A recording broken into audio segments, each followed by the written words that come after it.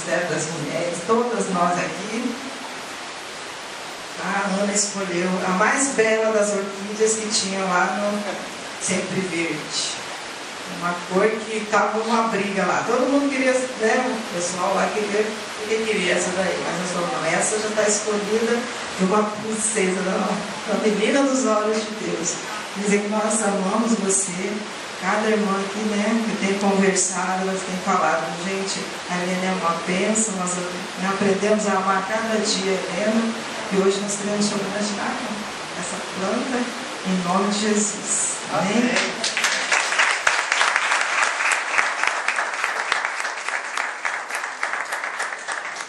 Eu quero dizer para a irmã Helena que a irmã é uma bênção na minha vida, viu? Eu amo muito ele, eu me sinto muito lisonjeado, muito privilegiado de ser pastor. E contar com Deus, né? Vamos